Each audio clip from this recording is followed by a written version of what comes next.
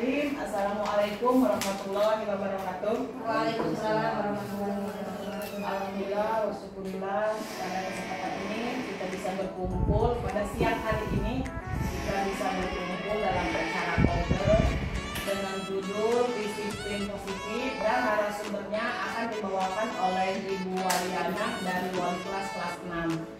Mari kita buka acara ini dengan membacakan lafaz basmalah.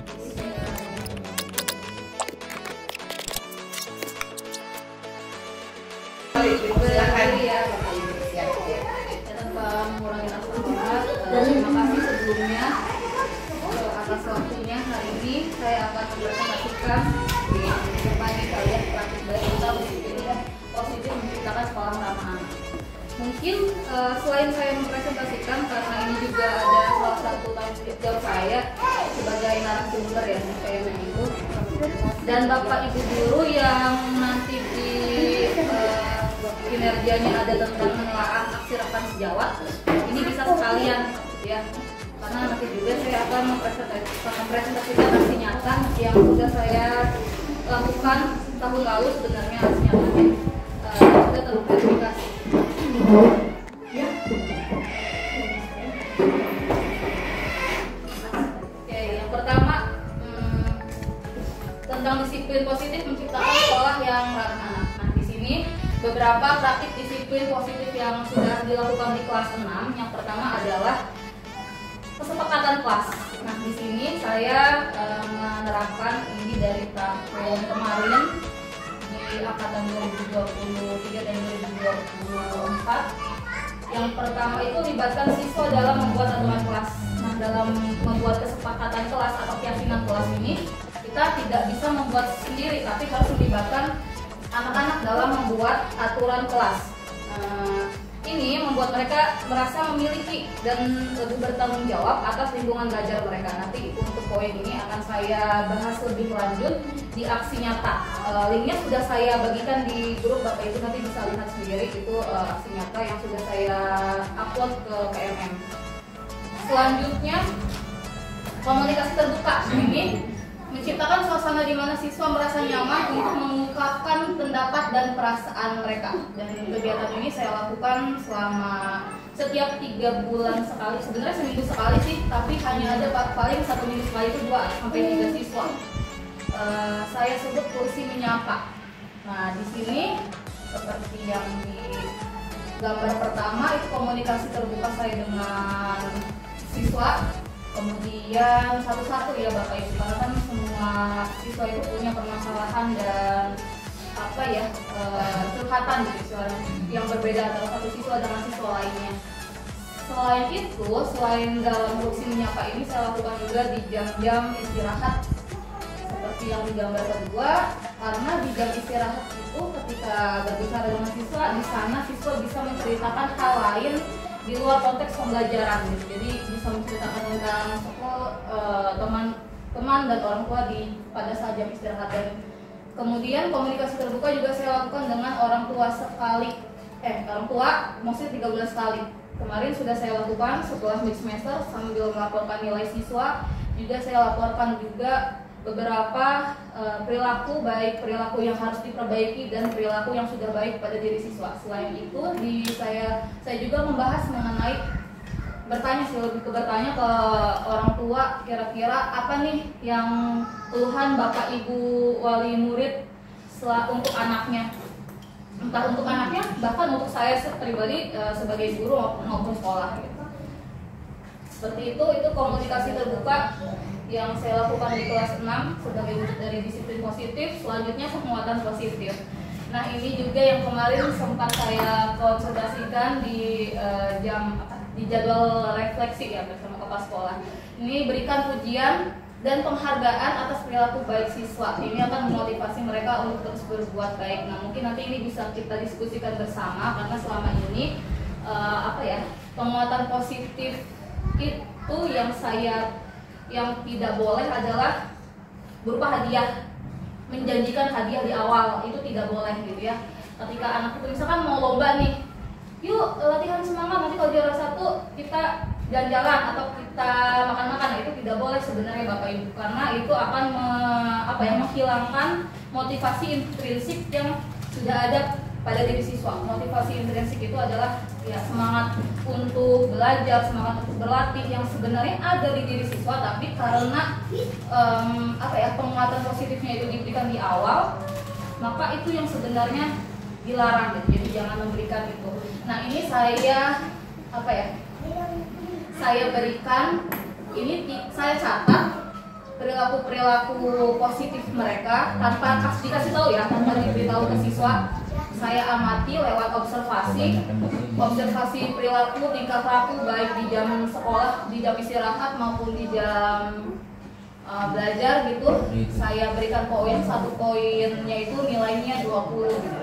Dan di akhir setiap 1 bulan sekali biasanya ada reward ke mereka dalam bentuk hadiah berupa alat tulis yang saya berikan. Dan ini alasannya random gitu, entah ada siswa yang suka berangkat pagi-pagi, entah ada siswa yang punya rasa menolong yang sangat tinggi, dan itu random. Dan nanti mungkin ini bisa kita diskusikan mengenai penguatan positif ini baiknya seperti apa. Apakah hanya dalam bentuk pujian dalam perkataan, atau bisa juga dalam bentuk pemberian hadiah. Selanjutnya konsekuensi logis. Nah, ini hubungkan konsekuensi dari suatu tindakan dengan tindakan itu sendiri. Misalnya, jika ada siswa yang tidak mengerjakan PR, maka hukumannya bukan disuruh membersihkan kamar mandi atau disuruh disetrap dan lain sebagainya, tapi berikan hukuman yang logis yang ada hubungannya dengan pembelajaran itu sendiri. Misal ada siswa yang tidak mengerjakan PR, maka tugas tambahannya berikan tugas tambahan tentang materi yang terlewat, misalkan merangkum tentang materi yang belum mereka pahami atau yang pada saat itu tidak dikerjakan tugasnya. Jadi dalam memberikan konsekuensi harus logis, harus sesuai dengan apa yang mereka langgar gitu ya. Kalau tentang tugas ya konsekuensinya harus berikan tugas lagi, bukan berupa hukuman fisik atau hukuman verbal lainnya yang bisa merusak mental siswa. Selanjutnya adalah resolusi konflik. Nah, ini di bulan Agustus terjadi konflik antara dua peserta didik, ada Dimas dan Akbar, yang cukup heboh pada saat itu bertepatan dengan penyambutan Pak Haji ya. Nah, ini keesokan harinya saya bawa mereka berdua, sebenarnya sih di kantor, tapi waktu itu tidak sempat didokumentasikan. Yang jelas ketika menyelesaikan konflik itu sebaiknya jangan di depan banyak siswa, atau jangan pada saat siswa itu lagi biasa main atau lagi biasa aja gitu. Mungkin pada saat siswa lagi mengerjakan tugas atau apa, sehingga fokus mereka tuh bukan pada saat penyelesaian konflik itu sendiri. Waktu itu sebenarnya saya menyelesaikannya di ruang terpisah dengan ruang kelas, cuma ini dokumentasi saja. Jadi kalau ada konflik antara peserta didik, baiknya sebagai guru, apalagi guru kelas, kita langsung mengetahui dan menyelesaikannya pada saat itu juga. Jadi jangan ditunggu lama-lama, karena ketika ditunggu lama, ini pernah terjadi di tahun lalu. Saya tidak tahu kejadiannya apa. Ternyata 3 bulan setelahnya, pantesan gitu ya, suasana di dalam kelas itu agak beda. Ternyata pernah terjadi konflik dan tidak diselesaikan, dan itu efeknya ketika belajar pun jadi nggak enak gitu. Ketika pembagian tugas anak milih-milih teman. Ketika kan ada aja ya, ketika pembagian kelompok, nggak mau saya sama itu, ternyata di belakangnya ada konflik lain yang tidak guru ketahui dan belum diselesaikan. Jadi baiknya ketika ada konflik sekecil apapun di antara peserta didik, itu harus segera diselesaikan melalui resolusi konflik. Kemudian pembelajaran sosial emosional. Ajarkan siswa tentang emosi, empati, keterampilan sosial lainnya. Dan ini akan membantu mereka membangun hubungan yang baik dengan orang lain. Nah, di sini sebenarnya sudah rata-rata semua guru kayaknya sudah melakukan ya. Yang pertama ada tentang kalau ada acara muludan, kita suka bawa anak-anak ikut pengajian dan lain sebagainya. Ini juga salah satu pembelajaran sosial emosional. Yang kedua, yang di tengah ini adalah pembelajaran, ini sih sebenarnya ini ada hubungannya dengan PKN. Jadi di PKN itu ada tugas menulis surat, jadi mengungkapkan perasaan ke orang tua, dan ketika menulis mereka itu rata-rata nangis. Awalnya tuh berisik gitu. Berisik itu karena apa? Karena mereka tidak tahu, karena mereka malu, karena mereka tidak terbiasa mengungkapkannya. Tapi setelah mereka serius, akhirnya tumpah tuh semua air matanya ketika menulis, mungkin ingat ke orang tuanya atau apa. Dan di sebelahnya itu ada screenshotan balasan dari orang tua yang mengungkapkan bahwa apa ya, tiba-tiba dikirim, saya baca dari ini, tiba-tiba dikirim surat ketika air mata nggak tertahan lagi, terima kasih Bu, dan lain sebagainya. Ini balasan dari orang tua setelah membaca surat dari anak-anaknya. Oh, ternyata orang tua tuh apa ya, ngerasa itu tadi, satu senang, kedua mungkin merasa bersalah karena di surat itu anak-anak menuliskan gitu,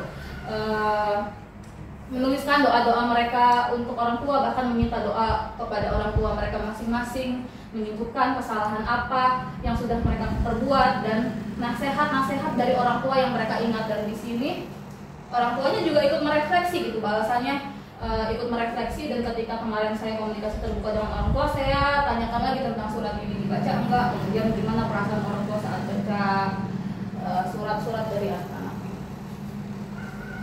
Oke. Terakhir itu tadi sebenarnya beberapa poin disiplin positif yang saya lakukan di kelas 6. Manfaat disiplin positif banyak, tentunya di sini saya menuliskan 3. Yang pertama, meningkatkan motivasi belajar, siswa merasa lebih terlibat dan bersemangat untuk belajar. Yang kedua, membangun hubungan yang positif, tentu saja antara guru dengan siswa menjadi lebih harmonis, tidak hanya dengan guru sih, sebenarnya dengan orang tua juga. Yang terakhir, menciptakan lingkungan belajar yang kondusif, di mana siswa merasa lebih aman dan nyaman untuk belajar.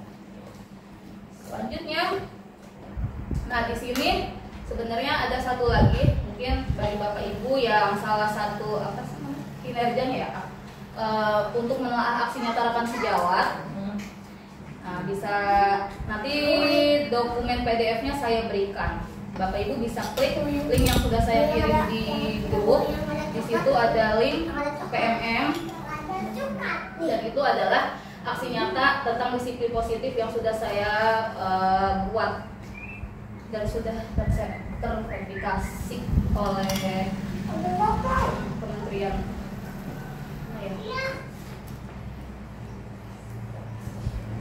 Ini tentang kesepakatan kelas ya, disiplin positif yang membuat kesepakatan kelas bersama.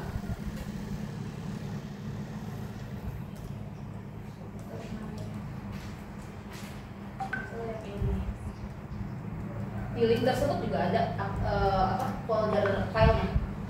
Sudah saya lampirkan, dan jawaban-jawaban saya terkait pertanyaan-pertanyaan refleksi di PMM juga ada di sana. Jadi Bapak Ibu bisa sambil menelaah, saya jelaskan secara singkat saja tentang aksi nyata yang sudah saya lakukan di kelas 6 tentang membuat keyakinan kelas.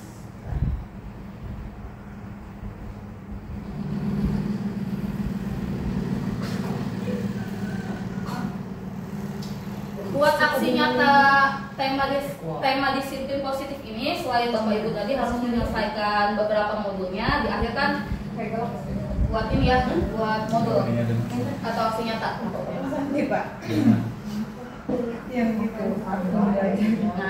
Nah, Bu Alia bisa lihat nih, mungkin salahnya di mana. Nah, ini di awal saya buat dulu yang biasa ya, cover, kemudian apa itu aksi nyata, kemudian latar belakangnya kenapa saya membuat aksi nyata ini untuk mewujudkan kelas yang aman, nyaman, dan lain sebagainya.